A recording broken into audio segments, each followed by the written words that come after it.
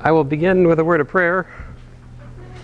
Sorry, it's taking me so long to get Top Hat to behave today. I don't know what's going on. My internet's weird on my computer at the moment. But anyway, it's all good.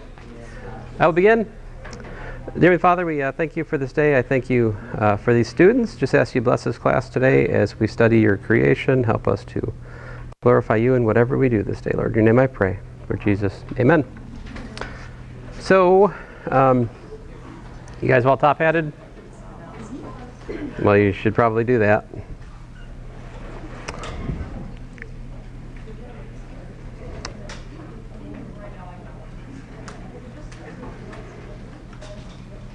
All right, so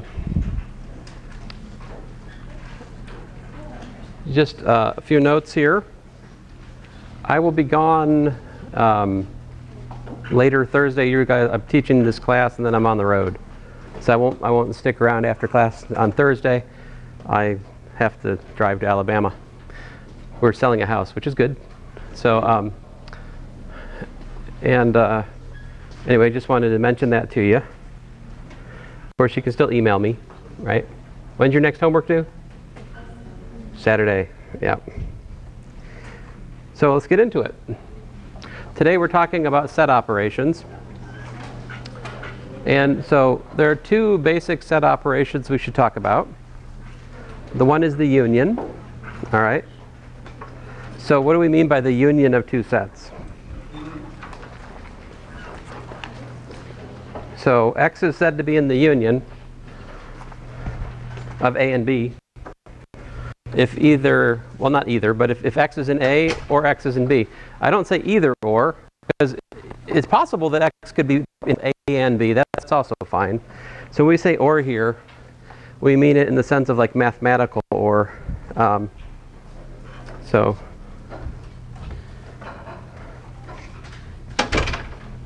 it's possible that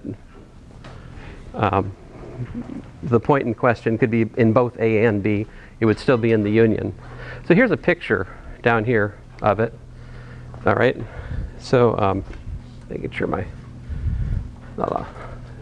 So down here is a picture. So this is called a Venn diagram. And here I have a picture of the set A, which is this circle, and the set B, which is that circle. The universe of discourse is the box in this case. Is just a sort of a mnemonic to organize our thinking about these things, right? Anyway, the union of A and B is the collection of all elements which are in A or in B. So here's a specific numerical concrete example for you. If I have the set containing 1, 2, 3, right, and the set containing 3, 4, 5, then if I take A union B, I get 1, 2, 3, 4, 5. So did you notice, guys, I don't get two copies of 3, right? Remember, with a set, we just keep one copy of each element. So when I union the two sets together, I don't get 2 3s, I just get 1 3, right? That's how we define union, because we're still working with sets where we can only have one copy of each distinct element. All right? Okay. So it's similar in spirit to combining physical objects, but it's not quite the same either, right? Because if this was like a baseball card collection, right?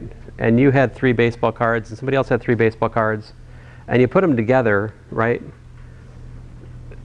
You wouldn't necessarily throw away the card which was duplicated, right? But we do in the set context. So, all right. So this is the Venn diagram which illustrates union. We'll be working a lot with Venn diagrams today. So next up, intersection. And again, I will post this PowerPoint once we're done. All right. Hopefully later today.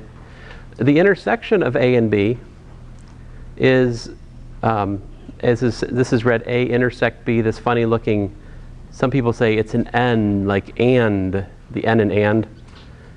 But then that leads me to the question of the other one, the U for union. Oh, it's for union. Ah, I got it. Ha ha ha. There we go. Anyway, so A intersect B. This is the set of X such that X is in A and X is in B. All right. Again, the intersection of A and B is the collection of all elements which are in both A and B. All right. So if I take my 1, 2, 3 and 3, 4, 5 and I intersect them, which element is in both of these? Well, only the number 3, right? 1 is in A, but it's not in B. 2 is in A, but it's not in B. Likewise, 4 and 5 are only in B, but they're not in A. So the intersection just contains the number 3. So A intersect B in my example 2 is just the set containing 3. Does that make sense? I hope. All right.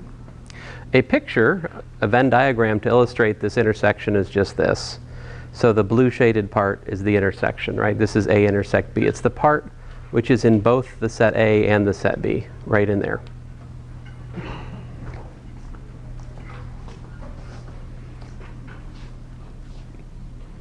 Okay.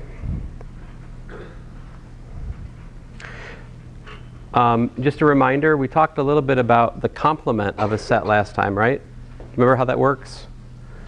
If U is the universal set and A is a subset of that universal set, then the complement of A is the set of all elements in the universe which are not elements of A. All right? And we denote the complement of A by A prime. And again, A prime is equal to X such that X is in the universe and X is not an element of A. Right? So like, I wanted to play around with the complement a bit, and so I wanted to remind you what it was, okay? So we're going to keep messing with complement today. That's, it's an interesting set operation as well. So here I have the universe of the numbers 1 through 10, as well as dog and cat. This is a very silly universe, but there it is. So I guess I just need like a person, 10 fingers, and a dog and a cat, and then I've got a good model of this set, right? Something like that. I mean, a toy dog and toy cat will work. You guys are like dead inside. No? Okay. It's good. Just a second. It's okay. This is my 9:45 class. I understand the 8:15 class is like, why are we here? It's too early. I understand it. But by now we should be kind of awake. Anyway, so here's my universe, numbers 1 through 10 and dog and cat. And I made up sets, the even numbers 2, 4, 6, 8, and 10. All right. And I let my B be 6, 7, 8, and 9. All right. And for fun, I threw in a third set, a C, and my set C has the dog, the cat, and the number 6. All right. So I'm just trying to get us used to the idea of union and intersection. Just made up a silly example to try to cut our teeth on it, okay? A union B. I've got 2, 4, 6, 7, 8, 9, and 10. Why is that? Because I got everything in A, right? And what else did I pick up from B? Well, I already had the 6, right? But 7's not in A, so I have to, but it is in the union because it's in B. And the 9 is in B, but it's not in A, right? So I picked up the 7 and the 9 to what I already had in A by unioning with B. In contrast, the intersection of A and B, what do you got? Let's see here. If we look at A and B, the only thing is there a 2 in both? 2 is here, but it's not over here, so that's not in it. Is 4 in both? Well, 4 is in A, but 4 is not in B, so that's not in it. 6. Is 6 in the intersection? Well, 6 is in A, and 6 is in B. Woohoo! 6 is in the intersection, all right? It has to be in both of them. How about 8? Is 8 in both? 8's in A. Is 8 in B? It is, so that's also the intersection. How about 10? Is 10 in the intersection? Well, 10 is in A, but it's not in B.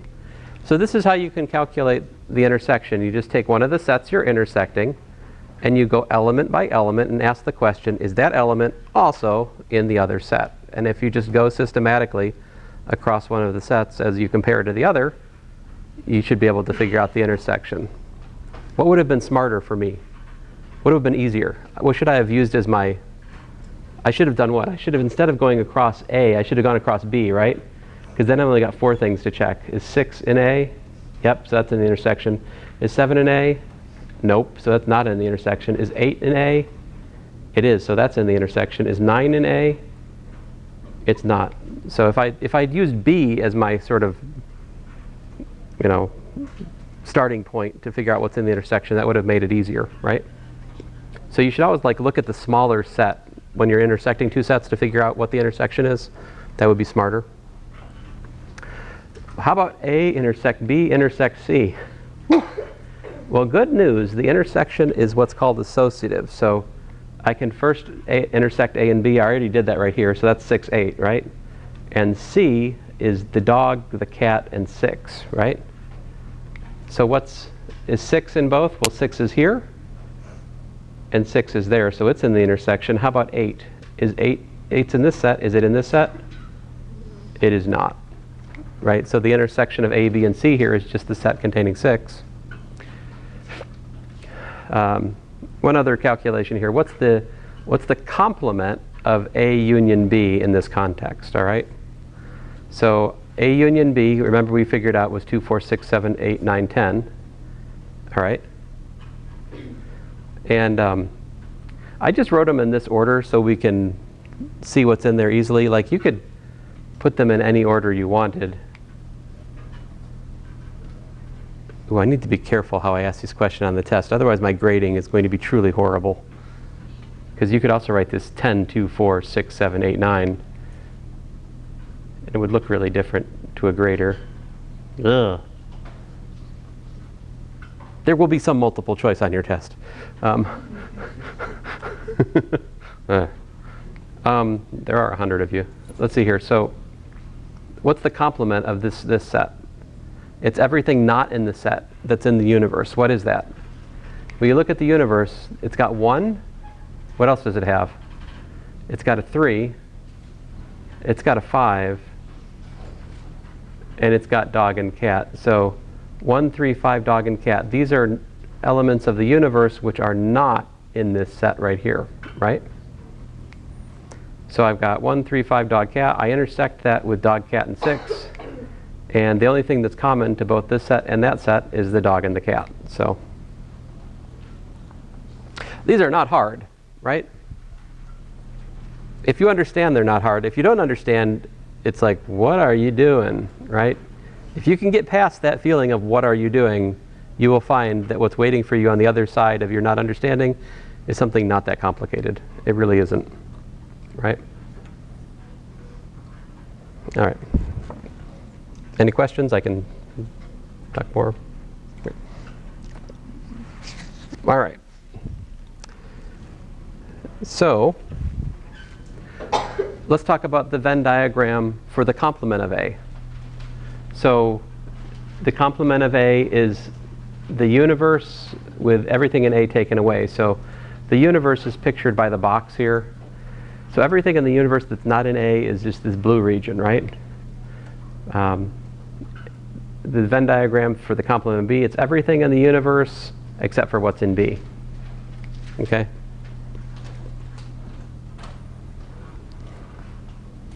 So to determine the union of, let's think about this. How would we take the union of the complement of A and the complement of B? What would that look like?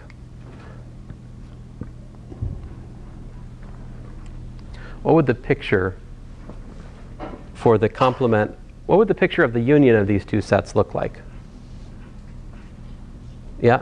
Would it be if you're trying to find the complement of both of them, then you have to include both the circles as white and then everything outside of that is blue? Is that what you're looking for? That might be it. Let's find out. So I will make it a top hat exercise. So if you heard what she said, what was your name? Charity. Charity was lobbying for this being the union of this and that. Let's find out if she's right and find out if you're right. So if we take this set and union with that set, what do we get? Do we get option A, option B, or option C? All right. You need to remember your answer as A, B, or C. I'm going to put up the top hat now. All right. You guys got your answer? Write down your answer, what you want, on your paper or whatever. On your hand, on your neighbor's hand. No, don't do that. They might not like it if you write on them. Sometimes my children write on me.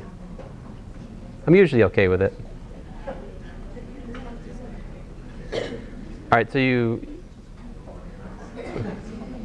So do you guys got an answer? Show of hands who's decided their answer. Shaded is the elements in the set. The blue. The blue part is the part with is the set. What? Questions are okay? Okay. Let me put up the top hat then. Sorry if you haven't top-hatted this already, that's too bad. You had your time.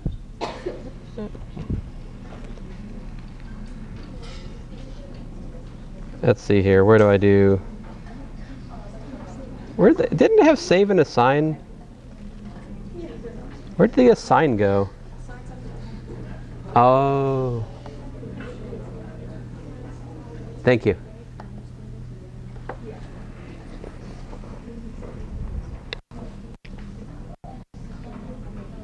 Uh-oh. It's a battle. It's a battle. A is very popular, but B's catching up. Wait, no. A is very popular. Charity, your answer was what? It was B. Well, I'm going to stick by it. You're sticking with it. That's good. That's right. Now, if math was done by consensus, A would be the right answer, right? Are we done? I don't think I put a timer on this thing.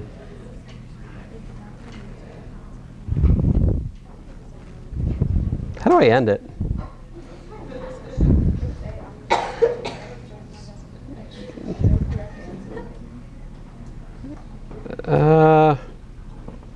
Yeah, when I was making these, when I did this before, it gave me like a place for time or something. I didn't see it in this time. Anyway, so I think we're done.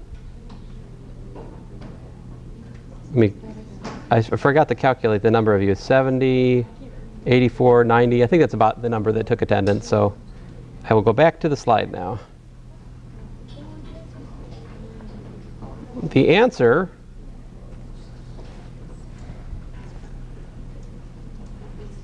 was what? Rats.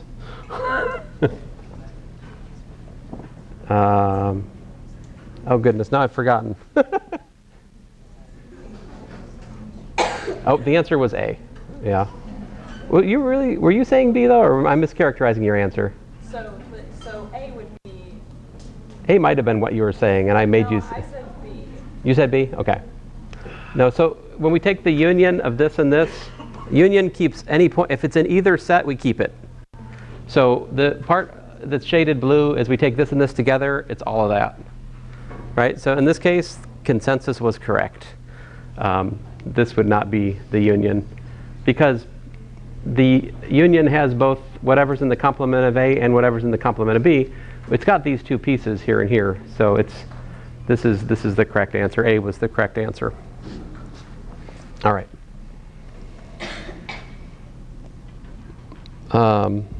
Let's see here. So yeah, here's the solution right here. To determine the union of A prime and B prime, we combine all the points which are in A or B prime, A prime or B prime. Pictorially, we find the Venn diagram of complement of A union complement of B is this. Here's a question. What is this the complement of? Like what set, this answer right here, we're looking at this. This is the complement of what?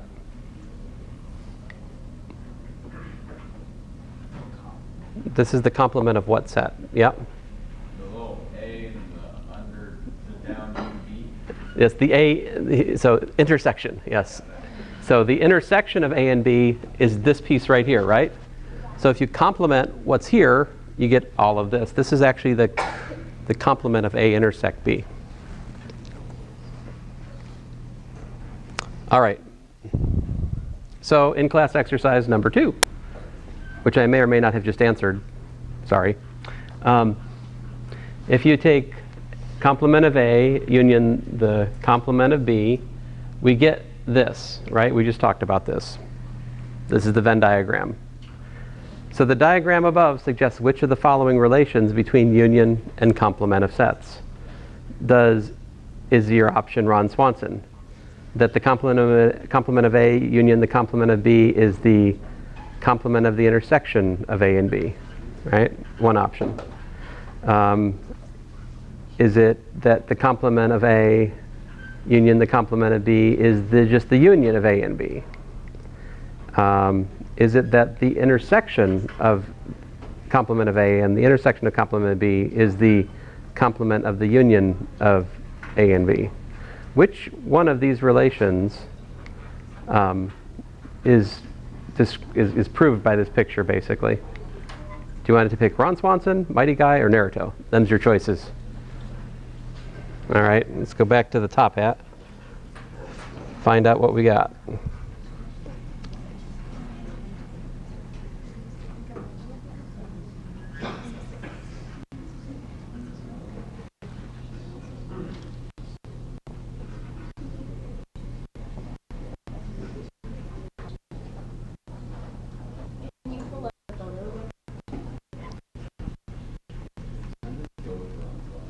I'm just going to go with Ron Swanson.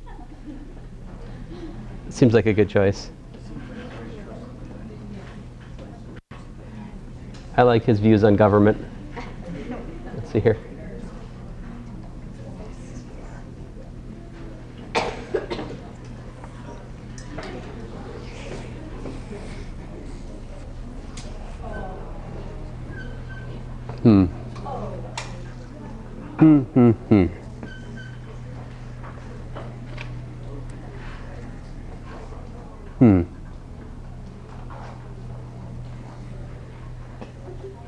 Okay, so now I'm utterly confused. So simple. I feel like that's why I'm confused.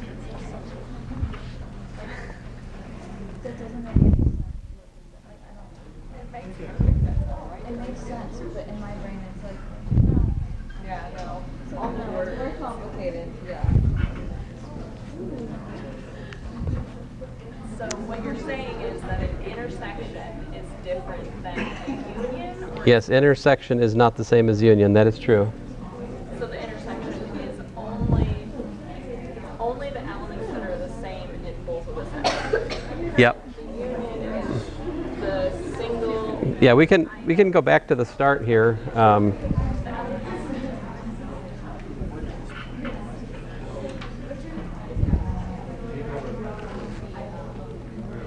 If we go back to the start, so this was the union of A and B.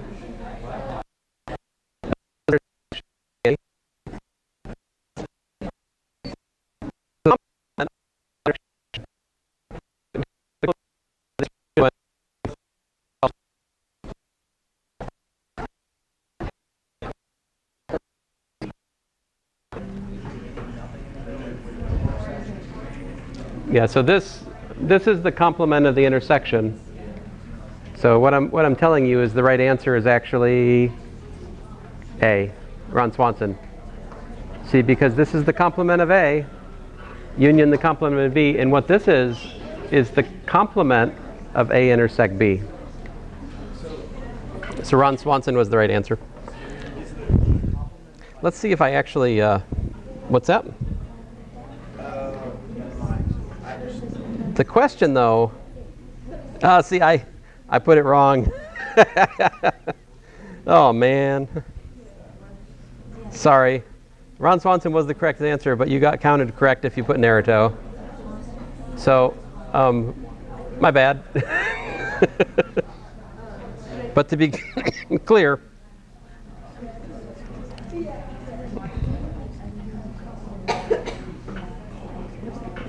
the correct answer was A, I'm pretty sure.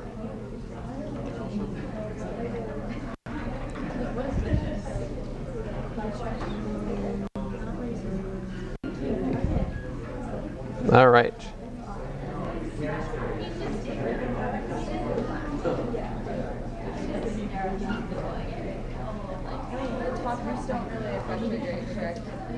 What's that? The top hats I grade by completion. If you do them, you get credit. I think if you get all of them correct, they'll be worth a little bit more, but mostly it's just for if you do them, you get credit. Okay, so let us move on here. So, ahem.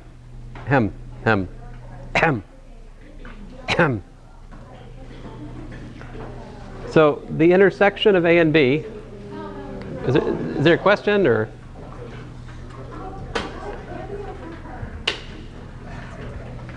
Is there a question or no? Okay. So the intersection of A and B is the complement of the union. So excuse me, the intersection of the complements. So like if I intersect this and that, I get what's in both this and that. It's everything that's outside of A and B, right? So the intersection of these complements, the points which are in both this and that, are everything outside the circles, which is just this, right? But that is the complement of the union.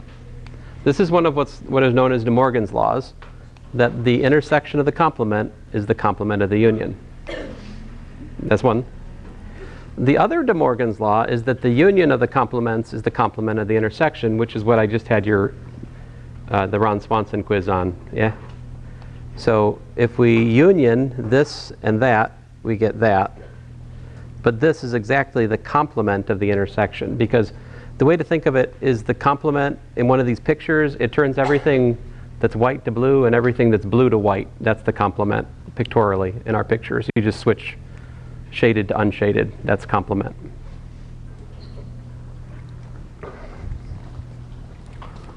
So there are some like questions in your homework that ask you about figuring out the picture, the shaded region in one of these diagrams, what it means in terms of set operations.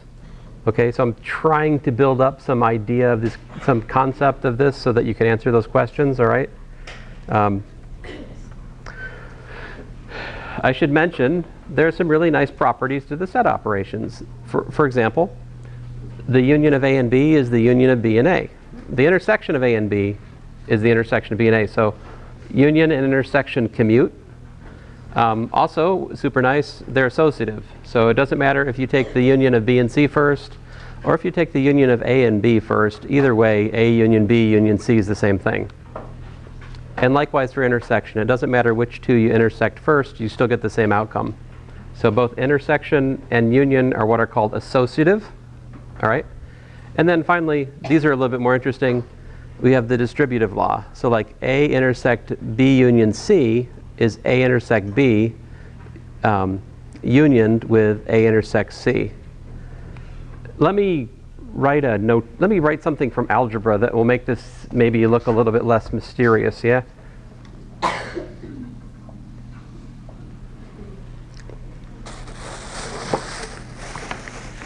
How about this?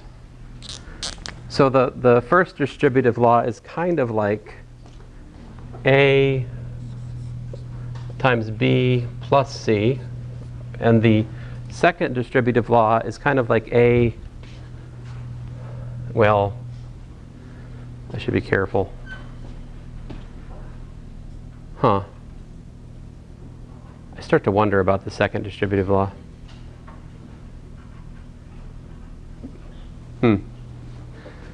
Well, anyway, this, of course, is AB plus AC, right?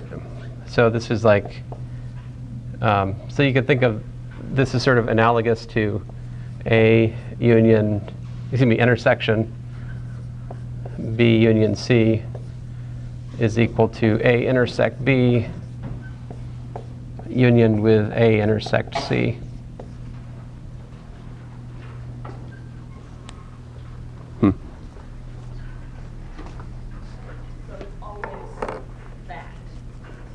Always what? It's always like that kind of... these analogies. I mean, there are analogies that can be made. The empty set's kind of like zero. You know, if you union a set with the empty set, you get the same set back again. Right. Things like that. But hey, let's go on. So we can also make Venn diagrams for three things. Right? So for three things, let me turn off the light so you can see it better.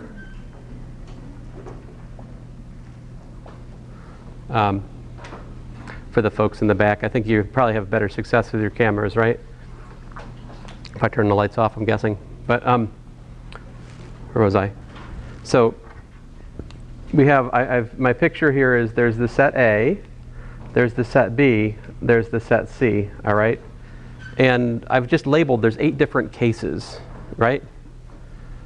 Case number 1 is when you're outside of A, B, and C, all right? This is the exterior part of the universe which is outside all 3 sets, okay? That's region 1.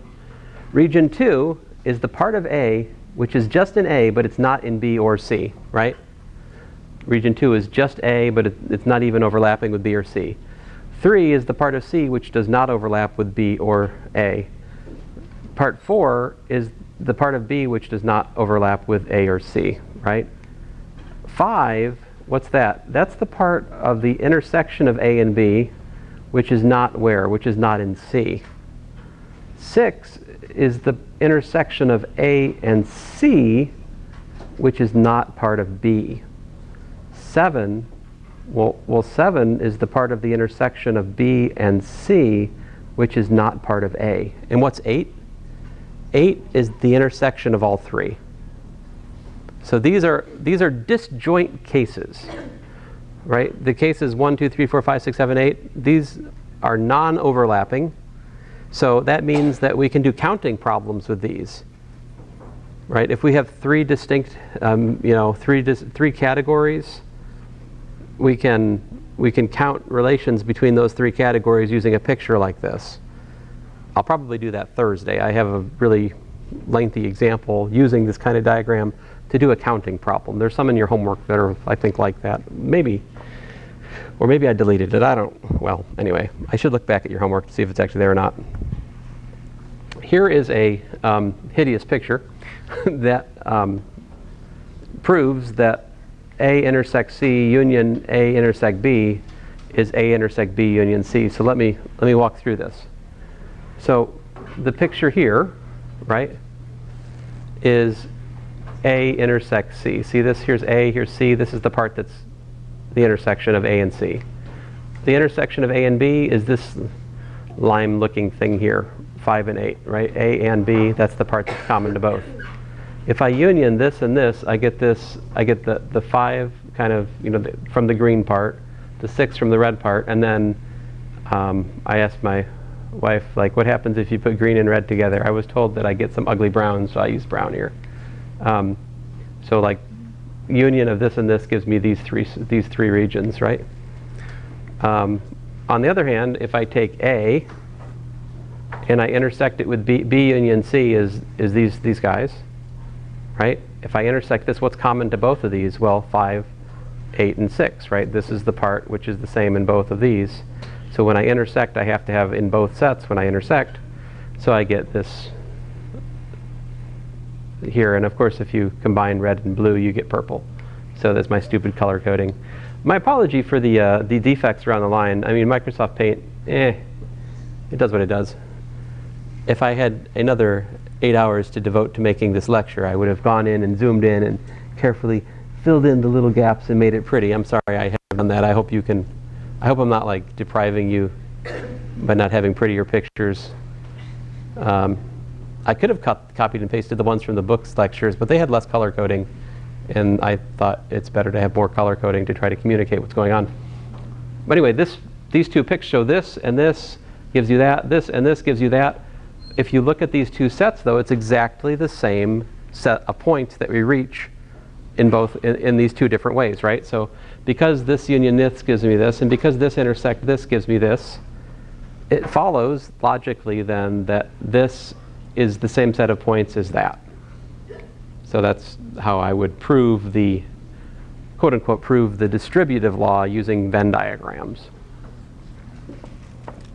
So anyway. So some advice on how to approach problems using set operations. In mathematical problems that involve sets, the word and is probably a dead giveaway for using an intersection, right?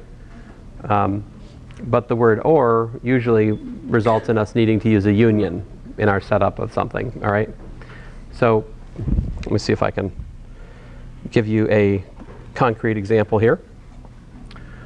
So suppose we have A union B intersects C. What's a sentence that describes the elements in A union B, A union with the intersection of B and C?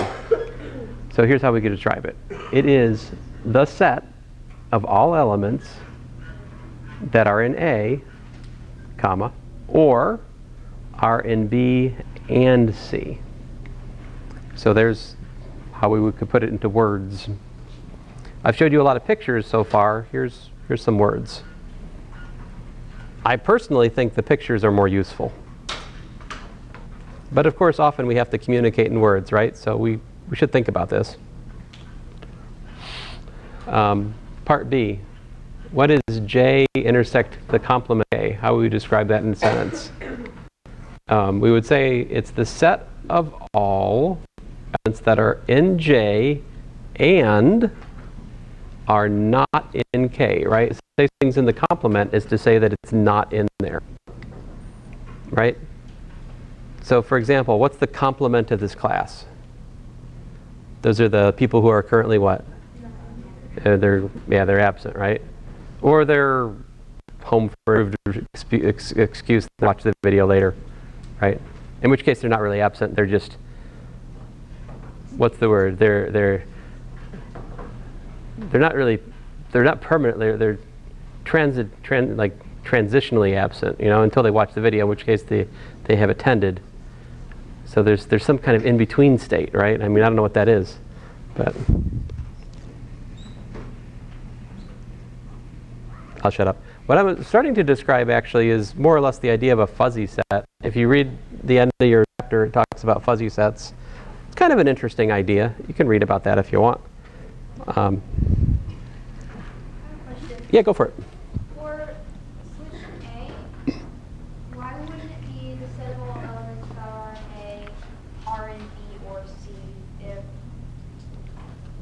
like, the upside down equals 4? The upside down one is and. That's and. Yeah. So it's B, yeah, in B and C. So it's A, elements are in A or, comma, they're in B and C.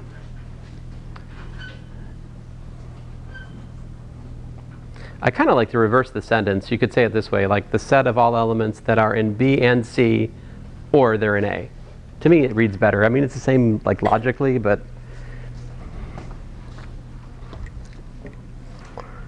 all right, so let me give you a less trivial example. Blood types. So Carl Landsteiner, I guess, won a Nobel Prize in 1930 for the discovery of 4 different human blood groups, all right? Namely A, B, AB, and O, right? So only A antigens is blood group A, only B antigens is blood group B. If it has both A and B antigens, you're blood group AB. If you got no A antigens or B antigens, you're in blood group O. Don't ask me what this means. I have no idea. Some of you know infinitely more about this than I do. Congratulations. You're a biology major. Wait a minute, are you a biology major in this class? Probably not. Huh. Any of you know about this stuff? A little bit? You're like, we had high school? Or like, I don't know. I think we should all be taught this at some point in our schooling, right? Yeah, probably. You guys know what blood type you are? Yeah?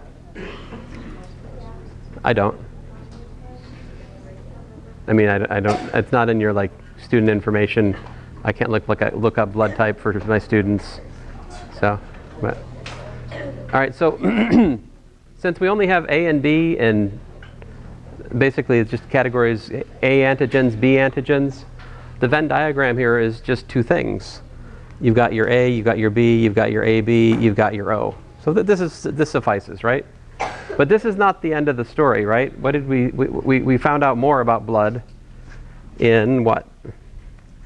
In 1941, Landsteiner and Alexander Wiener. Hey, it's his name. Behave.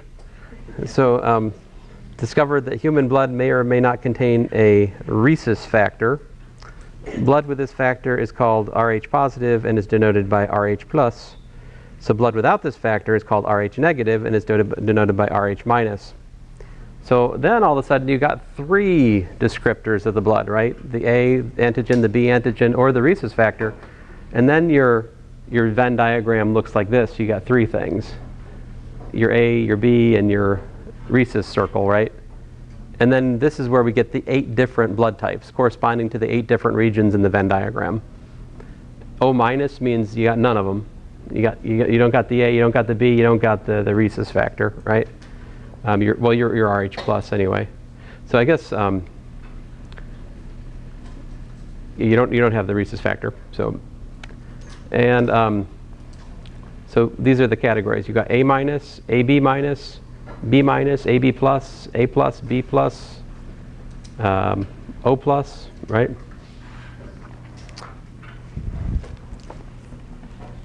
So let's see here. Let's look at a little bit more of this. So here's a question we could play with. So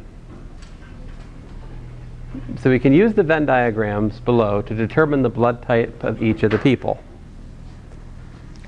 All right, so here's a picture from your textbook, right? So you've got Roberto, Sue, Alex, and Lisa. They're fit into these different categories. What's that mean? So like Lisa is what? She is what? She's apparently O positive, right? Sue is what? A negative, right? How about Roberto? How about Roberto? What's Roberto? Roberto is AB negative. And what blood type does Alex have? So you remember? I think this one's easier than the other ones today, right? Yeah. Goodness gracious.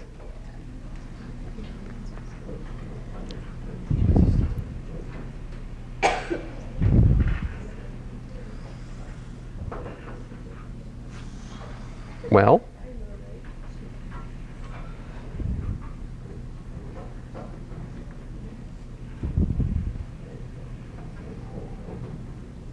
come on. I will eventually get back to it.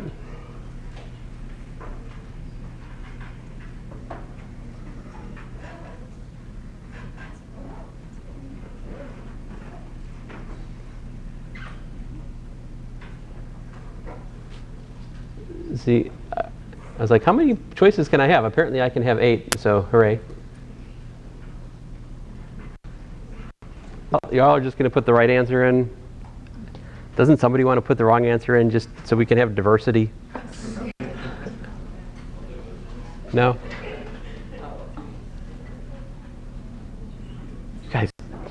You guys don't believe in diversity. Oh, somebody. Let's see. Yep, that's good. There we go.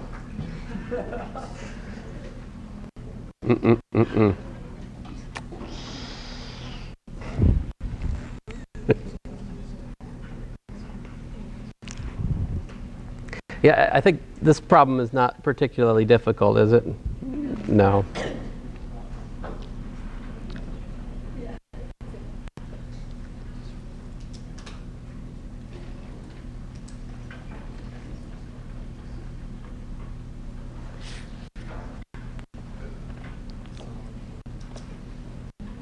Well, is that it?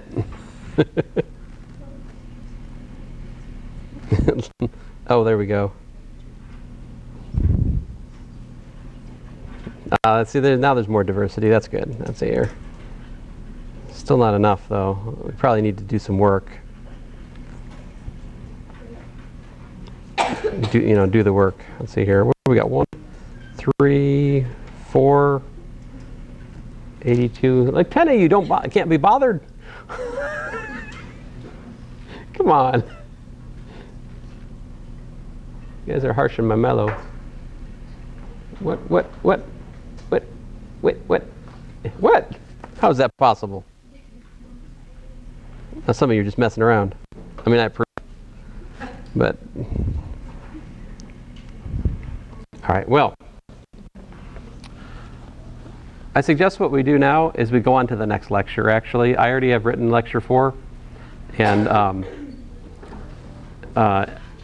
so let's just go ahead and just forge into lecture 4, because I could stretch this out another 20 minutes, but it'd probably be better for us to just go ahead.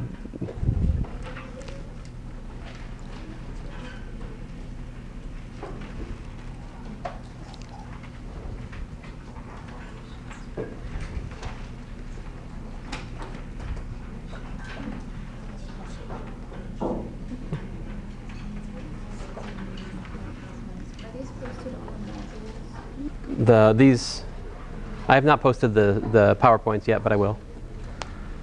Yeah, I can't post the PowerPoints until I'm done making them, and sometimes it's late into the morning of the night before the lecture. So at the moment, because I've not taught this course before, so I'm still kind of learning. I mean, it's not true. I know all the math in this course. That I'm not learning, but putting these things to a PowerPoint, and it's not how I usually teach. Now, okay, you know all this stuff already. We've actually talked about this already. But here's the interesting new piece. We can talk about the inclusion-exclusion principle. And what this says is that the number of elements in the union, right? It's the number of elements in A plus the number of elements in B, all right? And then we have to subtract the number of elements in the intersection. Now think about why this is. It's because when you add the number of elements in A and the number of elements in B, if there's anything in the intersection, you're like counting it twice, right?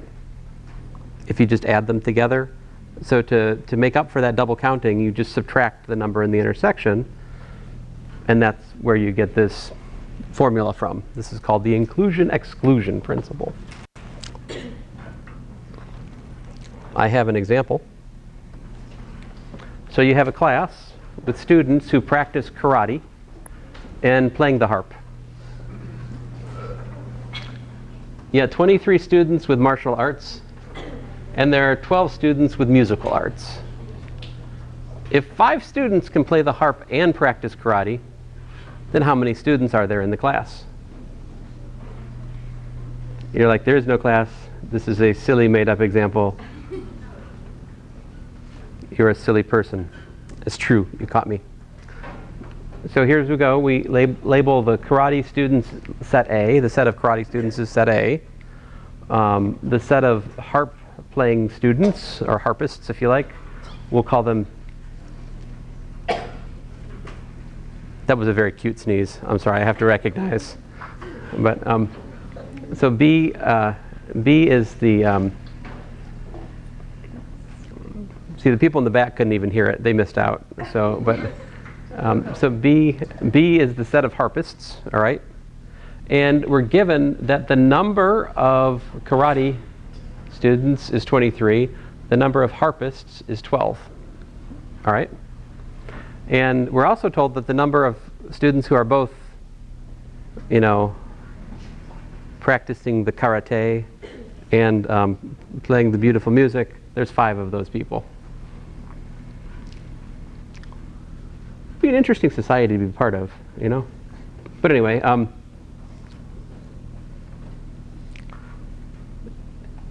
although there is sometimes the use of a harp in like a good kung fu movie, right? Like going into a dream sequence or something a lot of times, right? Like the, what I'm talking about?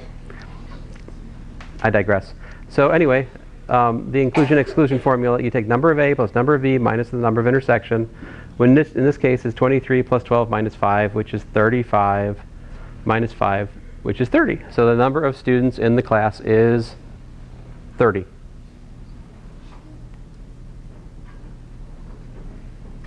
So I know that the picture stuff at the start of class is a little bit intimidating because you're wondering, how can I be tested on this exactly? Do your homework, you'll see. Okay? Yep. So is the number of students, that's the same thing as the union? Or is that different? The total number of Right, the number of students is the number of the union, because remember, if we've got a student that's in both A and B, we only keep one copy of them as we form the union, so it's got like a unique copy of each student. So if we just count the number of things in the union, that's the number of students, right? So. Okay, so I have a follow-up question. So Sure. if we ever have to answer saying the union, we must take out the copies. Like a question that asks for the union or something. Right. We can't have any copies in the answer. Yeah, so what she's asking about, and let me draw a picture just to answer, let me agree with you and add an example. So like, for example, if I had A was equal to the set A, B, C, D, E, F, right? And I had B was equal to the set D, E, F, G, H, right? And I take A union B, I get A, B, C, D, E, F, G, and H. So I don't keep two copies of D, E, and F, I just keep one, right? So if I calculate the number of things in the union, I get the number of things in A plus the number of things in B minus the number of things in the intersection of A and B in this case, right? What's the number of things in A? Can you count? I got 6. What's the number of things in B? 5.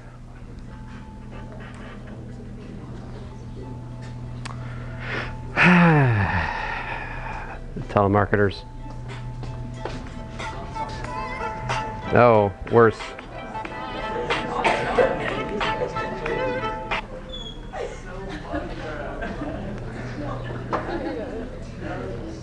Let's see here. So we got what? We got 6. How many are in 5? You guys told me 5, right? Yeah. 5.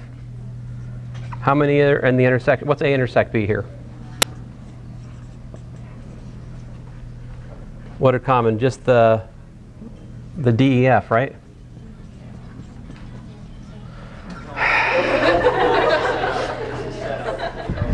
I used to have Star Wars, but then it's just it's like the realtor leaving a phone voicemail or something. See, the thing is, I can't silence my phone. If I silence my phone, I never unsilence it, and then that's worse. So if your phone rings, I can't criticize you, right? It would be totally hypocritical, right? Anyway, so minus 3, right? So what do we got? 11 minus 3, which is 8. So to answer your question, yeah, we just keep copy of 1, and that's why this formula works, you know? And are there 8 in here? 1, 2, 3, 4, 5, 6, 7. Okay, good. Yeah. Indeed, it works. So,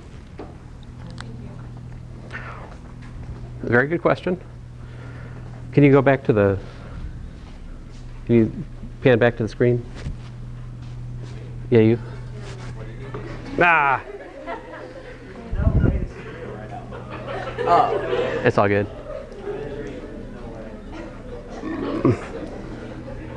So I used to have. That's probably like. I got the Google reward, so it asks me questions about like where I've been lately. Oh man.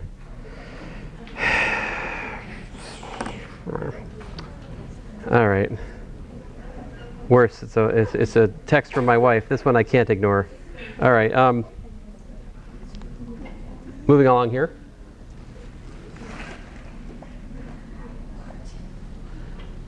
So.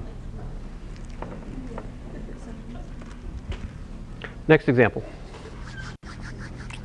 If we have a school that has 430 students, and they're registered in chemistry, 430 are registered in chemistry, 560 are registered in mathematics, and 225 are registered in both chemistry and math, then the question is how many students are registered in chemistry or mathematics?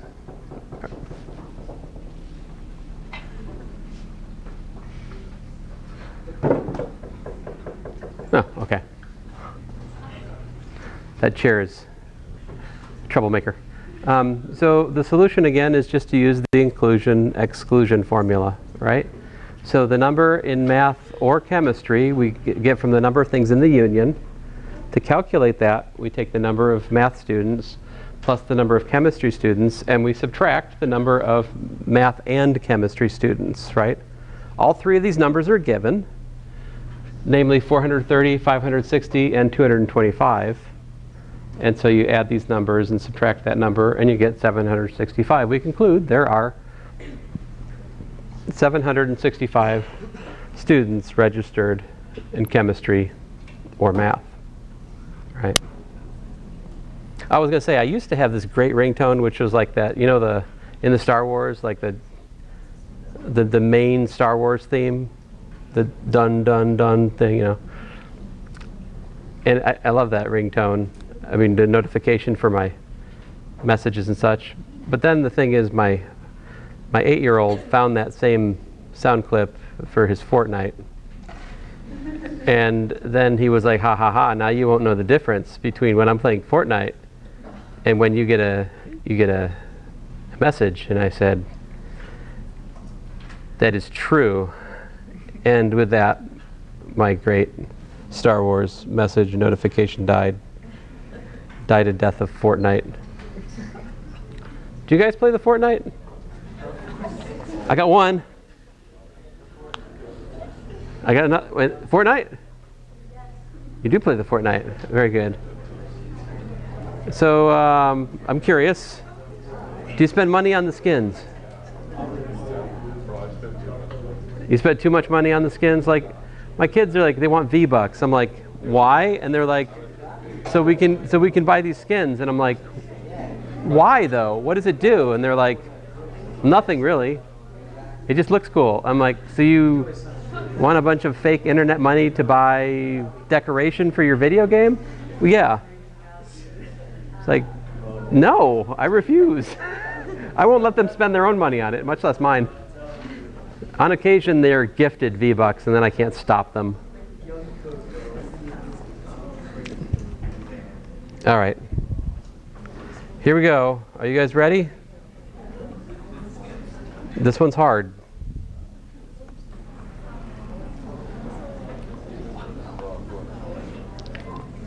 So, we have an Italian restaurant. It surveys 495 patrons. All right? 320 patrons liked pizza. 395 patrons liked stromboli. 295 patrons liked spaghetti. And then 280 liked both pizza and stromboli. 190 liked both pizza and spaghetti. And 245 patrons liked stromboli and spaghetti. And finally, 160 patrons liked all three menu options. All right? So then the question is, well, there's a lot of questions you can ask from this, right? But my real question is, how should we fill in the diagram with numbers to resemble this survey? All right? How would we do that? So how many, in a particular question you could ask is, how many patrons in the survey only like pizza?